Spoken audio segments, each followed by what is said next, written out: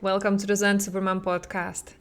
In this episode today, I'm going to share with you 4 case studies, real stories of the clients I worked with over the last months, because they are women just like you, with very similar life situations, life stories, challenges, and troubles. And I want you to get inspired by their stories so that you start opening up your mind about what might be possible for you too. Ready? Hi, my name is Elena. I'm your mommy tantrum specialist, and I'm the founder of the Zen Supermom system. And this is the first podcast to help you increase your stress resistance so that you can become a Zen Supermom and simply do it all while staying calm and happy. Welcome to the Zen Supermom podcast. Hi Supermom, Elena here, your mommy tantrum specialist and the founder of the Zen Supermom system, where we help moms like you, loving but so stressed out, so busy, to help you set boundaries with calm so that you can stop yelling at your kids and stop feeling guilty about it. And this episode is going to be different. I'm not going to share with you any 1, 2, 3 step process on how to do some specific challenge. I wanted to share with you the case studies, the stories of our clients, and specifically the clients that I used to work with one-on-one and in the program. Because in many cases, and I also saw it from my own learning, whenever I am learning something new, my brain needs 2 things: some science, like some data, some proof that it's real, it's not made up. But then even more importantly, once that analytical brain is quiet and calm and happy that, okay, I have some data, what helps me when I'm learning is to hear the stories of people who have walked the path before me and who have gotten the results. And I'm just sharing that now as my own example because I continue on my journey. So I do everything that I preach, everything that I teach, everything that I coach inside the Zen Supermom system. I still apply it every day. But the advantage is I'm already a little bit further ahead on the path, right? So I stopped yelling at my daughter years ago. I am doing better, perfectly imperfect, at keeping my stress levels low and at practicing my mental fitness level to make sure I can handle increasingly difficult challenges and situations with more calm and peace. But as I continue on that journey, I'm taking the next steps. I'm really, because my brain is still trying to connect the dots and go beyond what I'm learning is possible. And so what helps me is to see not only the data, like what is it that our minds, our brains, from neuroscience perspective, what is possible, and our nervous system, like what happens once you regulate enough, once you calm down enough, once you heal enough of your trauma and past pain. My analytical part of the brain loves the data, but then also I love hearing about the example from people just like me, normal people, nothing special about them. They are able to get amazing results. And I love hearing from them. It's very inspirational for me. So I was thinking about how to do that for the work that we are doing here with the Zen Supermom. Because it is, I'm not going to lie to you, it is challenging to get testimonials from our clients. Because even though they have such amazing results, you can imagine for yourself, how comfortable would you be about going on camera and talking to everybody? Like, hey, I used to be the worst mom in the world. I used to shout at my kid all day long.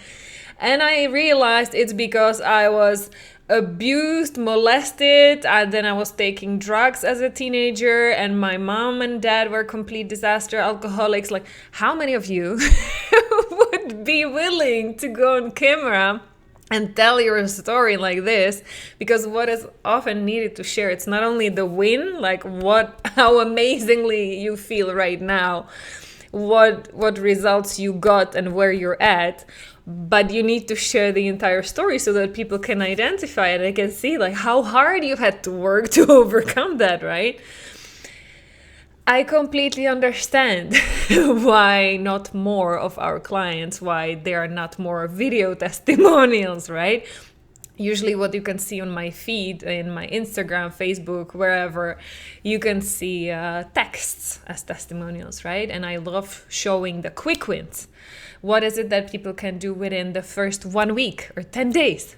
Because already those are the first whoop of jumps in energy and first proof, like, oh my goodness, it's really working. And that's great. But then I also want to show you what happens in the long run. Right?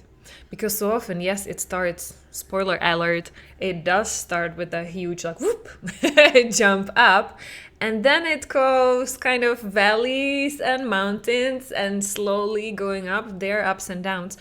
But the journey, the most amazing piece that it keeps inspiring me, like my clients are inspiring for me still, is to see the longer term perspective. When you see a couple of months, or even I have the privilege of working with some of them for longer than a year even. And then it's just mind-blowing, the results they are able to get and the challenges they were able to overcome. So that's what you're going to hear in this episode, okay? Because I understand I didn't even ask them to come up on the podcast and share, like interview them. I want to respect their privacy because those things are very intimate often, the stories. And often they didn't even tell anybody else, just me. I was the first one who heard their full story. And so I want to respect that trust, and I completely understand why somebody wouldn't want to go on camera and be interviewed about it. Not everybody's a crazy person like me. I share all of my dirty laundry, but I do that to help you. So at least let me tell you the stories. I'm going to tell you in as much detail so that you would understand, but also not telling you everything to protect their privacy. So of course I'm not going to tell you any names or any more specific things because I want to make sure they stay anonymous. Duh, right? That's what I have to do. That's my professional obligation, but also like a human responsibility. But I think those stories have the possibility to move you and potentially shift something in you. So I made some notes. There are 4 stories I want to share with you, and I didn't want to forget about any of them or any important pieces of their story. So I'll be checking my notes as I go. So the first woman I wanted to tell you about, I wanted to share her story because I can hear it very often coming up in that free training that I'm doing. By the way, if you've never done my free training, let's link it up below so that you can do it, because that's where I just share from A to Z. Like, why can you not stop yelling at your kids? Like, what's going on? Because I often hear that when I ask the moms, like, why are you joining this free training? What's going on that you cannot help but keep yelling at your kids? And they often tell me, well, I was fine as long as I had 1 baby. It was tough, but I could manage. But when the second baby was on the way, it already started getting much more difficult. And then when the second baby was born, we exploded. Everybody, me, my toddler, like the whole house changed, and it's a complete beep show. That's why I want to share the story with you of this mom who was going through something very similar. Luckily for her, we started working together when she was pregnant with the second one, because it was a risk pregnancy. And like me, her key voices in her head were hyperachiever and judge. So she was suffering a lot by not being able to move, being horizontal, having to lie in bed for most of her day, not being to do any exercise, not able to take care of her toddler, not able to do much, really, anything. And then her need to calm down her emotions through food, like those food cravings were getting even stronger, which in relation to not being able to move and not do exercise, which she was a sportive woman before, like that was creating a lot of tension. So that was the point when she found me, being pregnant, having the risk pregnancy with the second one. Well, so I could tell you the success story all the way in the end. Like, she's doing so well now. So the second, how old is the second one now? Is it half a year or even longer? She would be able to tell you. That's the success story. Perfectly imperfect, she did it. But how difficult it was in the meantime. This is the struggle that I want you to know, that it's possible for you to overcome too. That's why I'm sharing the story. Because in her mind, while laying in bed with the big belly, not able to move, she was going out of her mind, basically counting down the days, how long she needs to stay being pregnant so that the baby is safe and can be born in as healthy condition as possible. Her mind was set to make it till that point. Like, let me finish this high-risk pregnancy and then I can, then I'll be good. Then the baby is out. I'll be able to start exercising again. Yes, it will be tough because I'll have two, not just one, but I can do it. As long as I can get out of the bed, I'll be fine. Okay, so we got her till that point. We were cleaning up her childhood trauma, which was at the base of her yelling at her first kid. She increased the strength of her mental muscles, like to move from the victim mode, like from being, oh my goodness, so many things are happening and like nobody's helping me, from the hyperachiever mode, who would love to get up and start exercising, who was feeling extremely triggered by being lazy, which was also part of her developmental trauma, her childhood trauma. So we managed to work through that. She gave birth. Healthy baby number 2. Yay! Great first achievement. But then the real challenge started, which he was not ready for, because unfortunately the second baby had some physical troubles, was not healthy. And of course the first one was getting triggered even more, because mommy didn't have as much time for him anymore, right? Mommy had to start dividing her time while like physically taking care of herself to recover after the second birth. That was not easy. That's when the real fun started. On top, like many of the clients I'm working with, her husband turned out to be a voider, meaning whenever it gets tough at home, the husband says like, too much drama, too much yelling, I'm out of here, I can't handle this, let me go get ready and prepare for my work, and I'm out of here. So he started spending even less time at home, helping even less, because normally you would assume if it's 2 kids, you have 2 adults, no problem, one takes care of each and you're fine. Nope, this dad, check out, too much for me to handle, I can't do this right now, I need to focus and get ready for work, bye, you're on your own. You're a full-time mom. You have the whole day to take care of these two babies, so go. That I don't have to tell you, that triggered a lot as well. So this was the work that this mom had cut out for her, together with having to spend a lot of time in hospitals because the newborn had to stay in the hospital for the first several weeks, and then running in between and trying to do it all while not having any time to sleep. No time to take care of herself. So a burnout recipe, right? So she literally credited this work, the fact that she started while she was pregnant. She said, well, I have no idea where I would have been if I didn't do it before the second baby was born. Because while this was really hard, it pushed her to the edge of her ability, to the edge of her mental capacity. She made it. If she hadn't done the work in advance, it would have been a total disaster, right?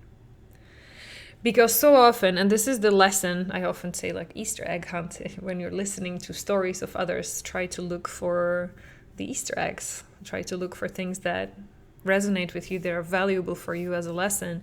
And what I think the Easter egg that I would love all the moms who are expecting a second baby to find out is that there are things you cannot prepare for in life, okay? Life will keep throwing stuff at you left and right without you even understanding, like, where the heck did that come from? This is none of my fault. It just happened. And you'll be left with like, good luck. Now you have to deal with it. If you're not ready for it, then you become a victim of your life. Then you become a victim of those situations, of those circumstances, of those people who cross your path and don't help and make it even worse. you're a victim. You don't have any power. But while you cannot control your life, you cannot always control what happens to others, what happens to yourself, what reactions, how people will react in certain situations. The only thing that you can prepare for is your ability, your mental fitness level, your ability to stay calm. And like that pilot of a plane that's in emergency situation, you'll be able to stay focused, realize what are the priorities, and one by one tick them off.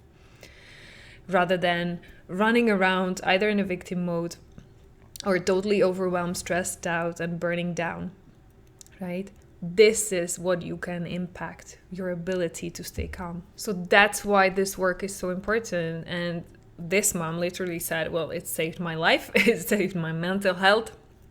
I was still not completely, I was not a Zen Supermom. I was still yelling some days. I was still crying and totally exhausted some nights. But had I not done this work, had I not built it up, my mental fitness level, my capability to not get sucked into the drama, then it would have been so much worse. Okay. So this was our first mom. And she keeps inspiring me because of her strength. She loves her kids so much, so that no matter what happens, she just pulls through. And her next stages will be about recovering from that. Yeah, because right now it's like taking withdrawals from a bank account, you can imagine, and she's in red right now. She's still doing way too much, and it's still costing her way too much energy. So her next stage will be a recovery, but luckily it's coming soon enough for her to be able to do that. So if you're listening, I know you're a podcast listener too. I'm sending you a big hug. And for all of the moms listening there, I would invite you to think about your Easter egg. What is it that you got out of this story that you needed to hear, maybe without even realizing that's what you were looking for? That's what you needed. So, mom 1. Mom 2 was one of my first clients. It was at the time when I was not doing a thorough interview, I would say, at the beginning of the process. When I was just checking, okay, well, you want to stop yelling at your kids? Are you ready to do the work? You know that it's not about parenting scripts, but that you need to do some work yourself. Yes, okay, let's go. Since then, and also because of her story, I'm doing much more thorough interviews to find out, well, what's really behind, what's underneath, and what is in your past that have caused you to get here. Because her story turned out to be much more deep and dark than I even expected at the beginning. So rather than getting pieces of it as we went through our sessions, and suddenly I thought we cleaned up one childhood trauma, and then poop, even a bigger one jumped out as I was gaining her trust and her fears have slowly dissipated. Then since then, I'm starting to ask these questions already at the beginning so that I would know what's going to jump out at my coaches now who are doing all of the one-to-ones. Yeah. So this one started really innocently in this way. I just want to stop yelling at my kids, and I'm an expatriate mom, and I have a husband, but we don't have any other support system around, and I'm working full time, and on top I'm doing some extra certifications for my hobby. So, and the nannies are changing. I have a nanny for the kids, but then she's either disappearing and I have to hire a new one. Classic scenario. And what started jumping up in our sessions slowly was, first of all, she had a birth trauma, giving birth to her second one, I think. So then, since then, this was one of her biggest triggers, that when her child was whining or because her child got hurt and those big emotions came up in the child, then she got triggered by seeing her child in pain. And so then instead of consoling the child, yeah, you're in pain, so come and let me give you a hug, she was disconnecting. She became numb. And she felt like she needs to remove herself from the situation because she was getting angry. It was either getting her angry and she was like, well, it's your fault, and like, or she went numb and she was like, no, too much for me to handle. I need to get out of here. So when we got underneath, she connected the dots. It was coming back from the situation when she was giving birth to this child, because she had a near-death experience. She already was at the stage when it was going so wrong, because she understood, she could hear the doctor speaking. They thought she couldn't understand the language because she's an expatriate, but she understood enough to figure out that it's not going well. And so her mind and her body basically checked out, getting ready for the fact that, okay, I might just finish here. And she never got enough help with that trauma, with that situation. And that's what was jumping up now in those situations when her child was in pain and when there was too much physical discomfort going on. She either felt like she needs to jump up in aggression or that she needs to disconnect because it was too much for her to handle. So this was one of the first traumas that I needed to help her to heal. And I think I even made a podcast episode about that as well. Another one that came much, much later on, I think even like half a year later, when she was already good with the kids, she was not yelling at the kids, she was still like stressed out from time to time, but she was perfectly imperfect Zen Supermom. One day, during our one session, boop, childhood trauma popped up. And she told me that she was abused as a kid, which she didn't tell me at the beginning. I didn't know that was the case. So then we had to work through not only her making, I don't want to say making peace, because I don't think that's something you can make peace with, but at least neutralizing the emotion around the experience. Those are things you will never forget that happened. And I'm like, if I could, I would erase your memory so that you don't have to remember it happened. It's not, fortunately, not possible. But what is possible is to rewrite the emotional imprint that it left on you, right? The emotional scar, okay? And that's what we did, okay? So that whenever, first of all, you stop remembering it that often, it's the flashbacks stop coming at you. And whenever they do, much less frequently, it doesn't touch you emotionally. You don't feel that pain physically and emotionally all over again. Okay, that's what's possible. So we did that. And then we also had to do some work around forgiving people who were around who should have stepped up and prevented it. Because, as I say also in some of earlier trauma episodes of this podcast, trauma is not what happened to you. Trauma is created as an emotional wound afterwards, because there was nobody who would help you see it was not your fault. There was nobody who would step up to protect you. There was nobody who would explain you what happened and who would help you recover from it, that you would tell them how you felt and they would help you feel okay again, to help you feel safe, help you feel loved, and help you come back to being the healthy, happy,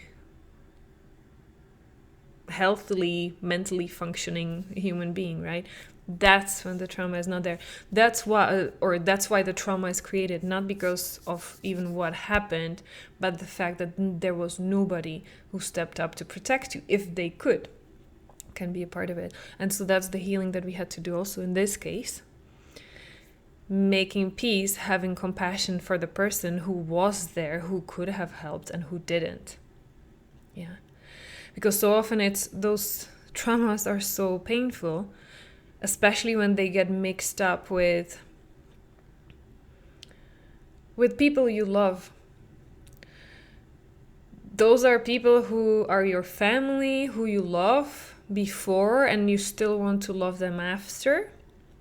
But whenever there's a trauma and whenever there's pain and there's this sadness and disappointment of feeling like they let you down, they didn't protect you, they failed you, they abandoned you in that moment, that's when it's It's really difficult to detangle.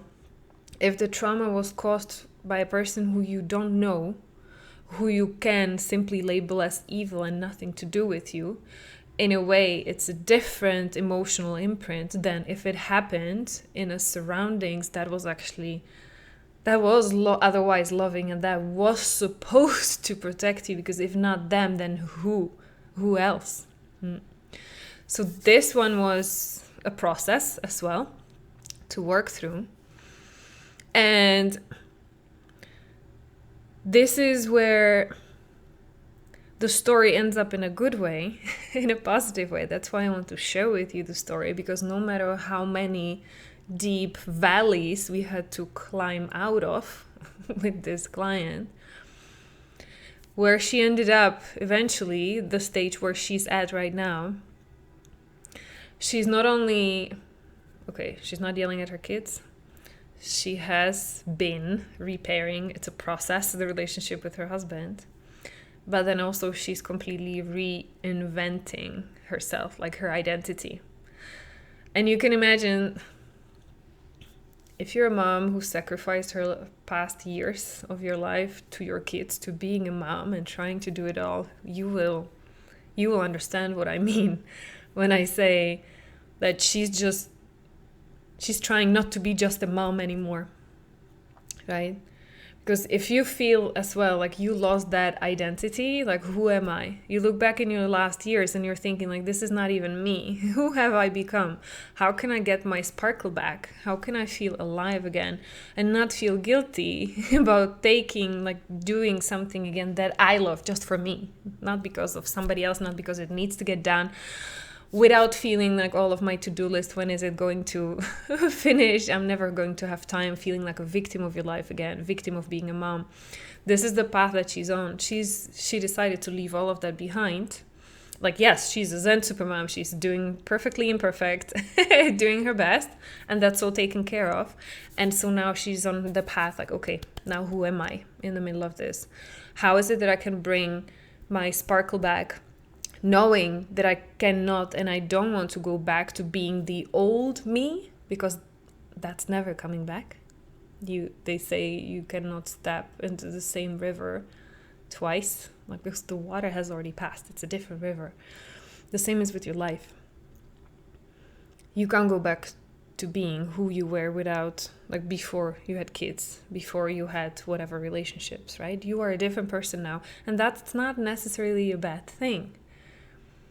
If you choose to see it that way, what are all the opportunities that you have now? What is all the wisdom, the lessons you learned, the wisdom you gained over this period of time that you can now transform? And what is the word in English when you put things into fire and so they just melt and morph into something different and new, right? Like, you got shaped like a diamond under pressure.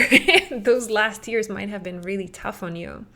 So rather than wishing to go back to being that whatever innocent, free girl who had no obligations and could do anything you wanted with your weekends or afternoons and night, how about taking all of that hardly earned lessons, about taking all of this, all of your experience, and morphing it into something even better and becoming the new you, the wiser, more experienced, healed, mentally stronger you. Because this is what this client is doing right now, and it's just amazing. It's amazing to watch, and I cannot wait to see, as I keep looking at her story and she keeps me updated. I feel like I'm reading a super exciting book and I cannot wait for the next chapter to be written so that I can read it and I can be happy together with her. So this was the second story of the second mom, going through the valleys and unexpected boop things from the past popping up, here you go, one more that needs to be healed and I'm ready for it now. And this is where you can arrive in the end. This is what's possible for you too. So what is your Easter egg hunt from this second case study, life story of a client?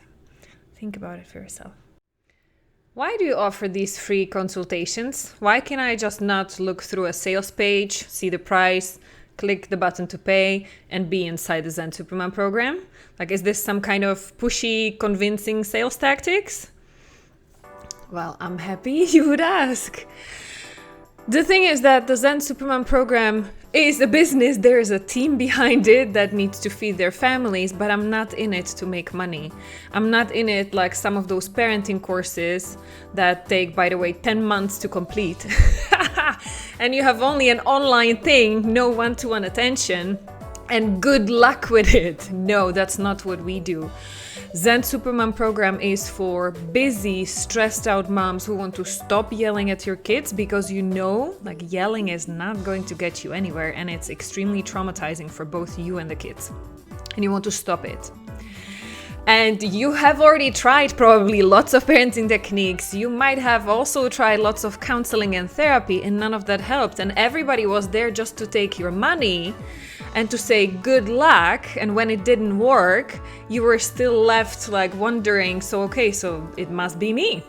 Like, I'm so broken, I cannot manage my uncontrollable anger outburst. So it's just like I'm broken beyond the point of repair. And that's not true. And this is why I want to talk to you, because I want to be completely transparent with everybody who's considering joining us inside the program. I want to talk to you first, to do assessment, really. What is it behind your anger? I'm going to tell you. We are going to dig underneath your anger and impatience. Why is it that none of these parenting smart techniques that you learned, you cannot apply it in the moment when your child triggers you or your husband? So that's what we do in that free consultation. I help you assess what is it, so that I would see, well, can we help you with that? Because we have a 1 month money back guarantee. So if at the end of your first month, first out of 3, by the way, all of our clients, they stop yelling at their kids sooner or later, but latest at 3 months mark. At the end of the first out of 3 months, you will have the option to decide, well, am I seeing enough improvement to have the continuous hope that this is really working for me? Have I seen enough progress in myself with my kids? And if not, you're going to get the money back. But why would I risk paying all that money to my coaches to work with you and then having to give you back all of your money? Because nobody ever got inside the program, did the work, and didn't get the result. They all do. And that's why I want to check with all the moms coming into me asking for help. I want to assess with them one-to-one. Do I have 100% confidence that it's going to help you too? So that then I'm also happy, feeling safe, giving you that 1 month money back guarantee too, so that you feel safe too. This is why. I'm never going to try to convince anybody. I learned that lesson the hard way, like 10 years ago when I opened my coaching business the first time. So I know that doesn't work. I'm looking for women who are highly self-motivated, because you know that yelling at your kids is bad. You might have tried things that didn't work. You, after watching some of my events or reading my mini book, you might be getting like goosebumps, crying, like, oh my goodness, intuition is talking to you. This might be it. So if that's you, let's talk. Now you know what to expect from that free consultation. Feeling safer? Great, let's do it. I have a next one. Oh, this is going to be a longer podcast episode. I hope you can either chop it in pieces or come back and listen to the rest of it if you don't have time right now. Because the third one I wanted to share with you is equally inspiring, and it's also a story that I hear very often. That's why I wanted to pick this one. This client went through an abusive relationship. When we met, she just told her partner that she wants him out of the house because he was abusive, verbally and physically. And just the day before we spoke, the first time, she decided to kick him out. I'm like, no, it's finished. This was the last chance. You blew it. You're out. So you can imagine in what kind of... Because as well, she is an expatriate. She has 2 kids in school, like younger school age kids. They were sharing a house. She had a full-time job, but it would mean a whole set of new financial challenges as well, being like separating from her partner. So this was the starting situation. And of course, she came to me because she wanted to stop being an angry mom, and she wanted to be able to stay mentally strong for her kids because there were some rough times ahead. So that's what we did. And surprise, surprise, her skeleton in the closet, why she even got into that abusive relationship, this is something that you might also start looking into your life. Why is it that you allow toxic people, abusive people in your own life? And many of you have already figured that out, huh? Why? Why is it that your blueprint of what being loved looks like and feels like, why is that blueprint kind of like, out of shape, out of normal? Well, it's because your parents taught you this way, right? And that was the case of this client as well. Her dad didn't treat her well. So then, of course, her blueprint for what it looks like to be loved by a man, because the father is the first figure who shows you like how to treat women and how it feels, because your relationship with your mom is a little bit different, right? And of course, the mom is always the first person, like she gave you her life. She's usually the one who's taking care of you, spending, or at least ideally, is spending the most time with you when you're little. But your dad is the one who shows you what you can expect from relationships, because you saw him treating your mom and you know how he treats you. So that's how you learn the blueprint for relationships. And that's what you look for later on in life in your relationships. And so because she got only breadcrumbs of love from his dad and a whole lot of verbal and physical abuse, then that's what she got into afterwards. And that's the partner she allowed in her life. Until finally one day, luckily, she just said, okay, no, stop, enough. So this is what we needed to work on. Because after she stopped yelling at her kids, which was super fast, she was one of those like very quick clients. She already, when we met, I think for a second session, she was already reporting like, I'm good. Like the kids is going up and down. And sometimes, of course, because they miss dad and I'm more stressed out because I'm alone on everything. Like, of course, I lose it sometimes with them, but I'm doing so much better. So she was very fast with that. But we had to keep on working on all of her traumas and that relationship blueprints to heal that and to give herself that self-love and self-respect, to know it was not my fault. And it's not going to help me feeling like a victim, like that it's not fair, that my parents didn't love me enough, that my dad treated me this way, and that my mom didn't step up to protect me. Sucks. I was perfectly worthy of unconditional love back then. And I am perfectly worthy of unconditional love right now. And I don't have to look at it from anybody else outside, but I can learn to give it to myself first. So that then I don't have to go and beg anybody else for breadcrumbs because I'm hungry, because there's such a big void inside of me.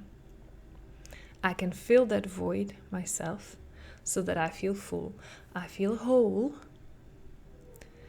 And then when I go out there and I'm ready to find a new relationship, then it will not be from a place of lack, from a place of a victim attracting another abuser, another bully, but from a place of like, I know what relationship I want. And so let me be that person who is worthy of that relationship, who can be that healthy partner, who can be that healthy, safe, unconditionally loving partner for the other. Let me be that now. And that's what she did. So while, of course, this was even better for her kids to see her as an example of living her work. Like, how does it look like when mom loves herself that she's so self-confident. She has so much self-esteem. She's so self-centered so that she no longer needed anybody's approval, anybody's confirmation about how great she is, how well she's doing. She didn't need anybody's pat on the back because she was giving it to herself. No ego in it. No, like, I became so perfect. Look at me. No. This was completely humble, but assertive and just knowing. There's this knowing. You don't need anybody else to tell you because you just know. So that's amazing example for the kids, of course. But then what she started noticing is that she started having more success at work because she stopped hiding. She stopped playing small. She stopped playing judging people in her head and trying to anticipate what they might say, how they might not like you, and all these mind stories in your head that are keeping you so busy that you don't even see the opportunities, and you don't even share as much, and you don't work at the level that you can because you're held back by all of this blah, blah, blah, blah. So once she got to that point when she healed and she became so radiant, literally, and I could see that every session when she joined, even without she started talking, I could see it in her face. She was glowing. So, of course, my first question always is, what are we celebrating? Because people come ready for those sessions to complain or to put the heavy trauma, painful thing on the table to get cleaned up. But we always start by, well, what are we celebrating first to help them? I didn't even have to do that with her. Her last session with me, her entire session was her telling me, this is what's great. This is what I'm doing. And you will not believe when I tell you this happened. And glowing and laughing and just tears rolling, happy tears rolling down her face, and me crying as well, being total mess. It's this is the magic that happens. No matter how your story began, no matter how many people have failed you in the past, no matter who was not there to protect you, no matter how painful it was, this mom is an inspiration and a proof to me that you can change that, you can heal that, and you can start writing a completely new chapter. Again, I'm using the metaphor of the book because I love that so much. I believe that you are writing your own book as well. And maybe that book was being written until now, up to this point.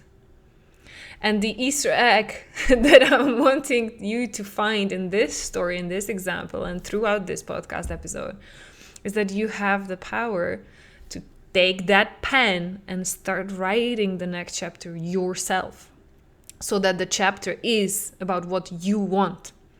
Because one way or another, once you get on this path, you either get the result you want, or you get the lesson you needed in order to get there eventually. Okay? I'm not saying that the life for all of these moms, that it's okay. It's going to be easy and happy, sunny, shiny, happy people from now on. No, it will keep being. And I can see the same in my life. There are new phases, new learning, new opportunities to keep working, right? But you can start writing those chapters yourself. You don't have to be the victim of it. It doesn't matter what the beginning of your story was. You can always take it to a different place, to a place where you want to be. Okay? And this is why I admire this mom so much, because she did exactly that. She had all the reasons to be the victim for the rest of her life, complaining about how not fair her life was and how much pain other people caused her. And she decided she wouldn't do that. She decided she wanted something better for her. She decided to let go of her victim story, to let go of that old identity of being at mercy of other people and being just staying down on the floor because that's where they pushed her. She decided to get up and just change all of that. She decided that's not going to be the story I want to tell about my life. So, what would be possible if you decided to take that pen and start writing your own story and start writing a different chapter? What would become possible for you then? And what would that chapter be about? Yeah. Last one. This one is the most touching for me. While I'm sharing all of the stories with the moms, I chose them specifically because they are going through something different than what you know from my experience, from if you know anything about my life. I wanted to share with you even more difficult scenarios. And I hope I will never have to be tested in a way that they have been tested. And this last month that I left for the end is exactly like it's the highest level of that. I hope I will never be tested in the way that she was. Because while her story began exactly like most of the other moms, at the time I was taking her in, I was already doing more thorough checks, and I was asking her like, okay, what's in your background? What's in your past, so that I know and there are not things just jumping up at me unexpectedly. So she told me substance abuse, psychiatric diagnosis. She told me very openly, because normally I'm not a psychiatrist, so I cannot make any promises about what healing might be possible because I'm not a clinical psychiatrist. But yeah, that would be another story. I am working with even a clinical psychiatrist who couldn't help herself. She didn't get help from her colleagues, but she got help in our program. It's different. So this mom, she told me up front her condition, her evaluation, her diagnosis, literally. So I made no promises. I said, well, I will do what I can do best. It usually helps a lot. I cannot promise how it's going to help you because your condition is more serious than what we are usually dealing with. But if you're up for it, like, I promise I'm not going to make it worse. That's at least what I honestly told her. I don't think it's going to get worse. I think it can get a lot better. Let's see if that's good enough for you. If you're willing to take that leap of faith, let's go. And so we did. And this mom was an amazing inspiration for me because not only she stopped yelling at her little toddler early on, but she started going after, she felt that the next stage for her will be to clean up the relationship with her mom. And at the beginning, that's what it was. Like, I want to stop being triggered by my mom. Because if you've been listening around for a while, you know it's generational, right? What you're doing to your kids, there's a pattern from what was happening between you and your mom or your parents. And even further, it's not even your parents' fault because it didn't start with them. Most likely it's because of your grandparents, what they did to them, right? So at the beginning, she had the awareness enough to say, okay, well, I can see this. My mom is tied into the mix and I need to clean that up. Little did she know that not only she would clean that up, but she would start being the example and inspiration and a role model for her mom on how to heal, how to deal with her voices in her head and her old pain. So that was already when I started to be impressed with her, because if you know my story, I never got the chance to clean up with my mom because she passed away way too early. My husband's mom passed away even before I met him as well. So I had this is the blessing and the curse of being an expatriate family, and most of your family even being gone physically anyways. I have just my dad and my brother. And my husband doesn't have anybody. He was the single child and of a single mom, and she's gone. So we have each other, which is advantage because we don't have any like parents and relationships to deal with, to clean up. But yeah, it's a disadvantage. It was triggering for my victim early on because I was feeling like, all of these moms, they can call grandma and she just got blah blah blah blah. Okay, by victim. Okay. So I was admiring this client because she went into it full force. She was living so close with her mom, like having daily interactions. So she not only managed to clean it up and not be triggered by her mom, but she started helping her mom see as well, like what's going on for her. And her mom, after some initial periods of like fighting and feeling triggered by it, like, what? You're my child and I did the best as your mom and you're going to tell me how to be a better mom. Look how you're yelling at your kid. Blah, blah, blah, blah. After the initial period of this resistance, they actually got on the same page. Perfectly imperfect. They still have their moments, but they stopped being the enemies. They started having many more heart-to-heart moments, connection moments that they never had before.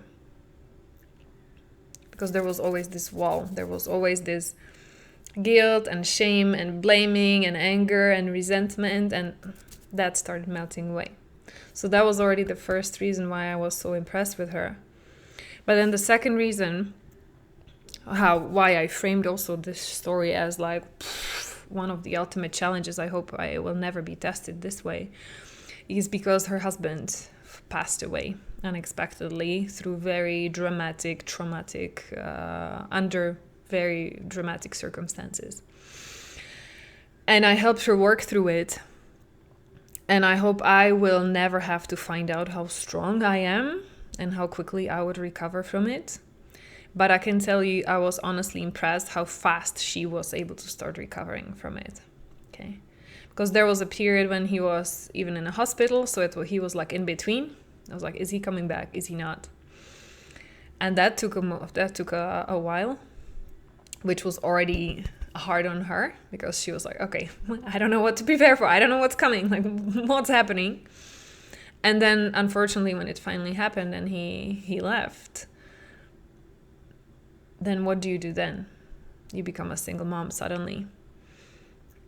And this client was not one of those women who had abusive, toxic relationship. No, she loved her husband fully. They were like the soulmates. It was a love story completely, right? So it was heartbreaking for her. And yet, she not only did not break down, and not just because of her daughter, not just because she wanted to keep it up for her daughter, but she recovered really fast within a matter of already, basically, as it was happening, she was always able to regain back her control and her feeling at peace even while it was happening. And then she started finding the bigger meaning in it. So again, not being the victim of how come that happened to me and how come I'm the single mom now. But she started looking for the bigger meaning and for a way how to be okay even with that situation. Okay. And this is why it's so inspirational for me. Because had it not been for all of the work she had done on herself, all of her relationships before, she would have not been able to pull through. And not only she didn't break down, but she realized she was on antidepressants from before. She was able to go off of them after her husband's passing. Like, that's the time when normally she would double down on any antidepressants, like on any pills, any treatment. She felt confident enough, safe enough, and stable enough to go off of the medication. Okay. So that's why she's just like a huge inspiration for me. And all of the moms that I talked to you about today, I won't tell you which is my favorite because I love all of our moms, even those who I'm not working directly one-to-one anymore. Because the team has grown. There are only so many people I can help individually. That's why I started building a team. So all the new moms who are coming on board now, they're working with one of the coaches that I personally trained. And we are in touch with to consult each and every single case. But I just continue to be inspired by all of them. I'm in awe about what's possible once you get on this journey. So that's why I wanted to share these stories. And I can see that this is going to be a very long episode, but I hope it was worth it for you to get inspired and to maybe start seeing some parallels, to maybe start getting unstuck from the stories in your head that thought were going to determine your life and how you tell your life, how you talk about your life to others and in your head. It does not have to be your reality. That's not what your next chapter must be about. You can choose to start writing a new chapter. You can choose to take all of that pain, throw it in that fire, and just morph and create something different, something greater, something better out of it. So that not only you have an inspirational, motivational role example for your kids, but more importantly for you. Really, let's be selfish. Do it for you. You're not helping your kids by being a victim. You're not helping your kids by sacrificing, by people pleasing, by burning out, burning down. Like, you are becoming the best role model once you allow yourself to be a little more selfish. Once you start focusing on what is it that prevents you from being happy, healing that, unblocking that, so that you can not only go back to being the old you before you had kids, before you got any relationship, but that you shine brighter than ever before. Because we are all born that way. If you saw a newborn baby, like a newborn baby is born with all of that potential, all of that light, all of that feeling of worthiness, of knowing I deserve to be loved, I deserve to be taken care of, I deserve anything. That's what we want to tell our kids, right? You can be anything in your life. That potential is still within you. It was just covered by all those layers of pain and trauma and things that didn't go well, and nobody helped you recover from it. Once you heal that, once you get out of those blankets that you have over your head, you get to shine again. And that's why I'm waking up every morning. That's why I'm spending so much time. That's why I'm giving all of my energy, apart from to my family, I'm giving all of my energy to you. Because I want you to be the next inspirational story. I want to talk about you everywhere. I want to shout it from the rooftops, how you started writing the new chapters of your life, how you overcame all that pain and adversity and all of those circumstances. Because I know you can. If those mom could, you can too. And this is not a victim competition about who has it worse and just like, you think they have it worse, just listen, like wait when you hear about my story. I'm going to tell you nobody can help me because it's much worse. Stop playing victim games. Decide what you want more. Do you still want to keep on hanging your victim stories to get some breadcrumbs of attention and approval of people like, wow, you really have it so hard, you're doing so great despite all of these things? Or do you want to let go of that victim story and start writing a new chapter about how you transform all of that pain into something that you did not even know was possible? Because that's what I hear a lot in my initial conversations with moms who are thinking about joining us. When I ask them, well, what's the dream? So once you don't yell at your kids, once you don't get triggered by your partner, your mother-in-law, then what becomes possible for you then? And they're just like, I don't even know. I don't know how that could look like. And like, wow, I can hear about your clients, but it sounds just too good to be true. Like, would that be possible for me too? They have even no idea what is possible. That's why I wanted to share those stories with you, so that you start getting glimpses. Because those moms, there's nothing like special about them. They did not have any superpowers that you don't have. Deep down inside, we are all the same. No matter how unique your story is, you can get out of it. So, I hope this helped you. I love hearing from you. So if you want to send me an email about what resonated with you, what is your story, and check in, maybe like, could we help you too? Then let me know. I would love to hear from you, Supermom. I'm going to let you go and look forward to, well, I'm not going to hear you or see you, but you will hear or see me. So see you next week.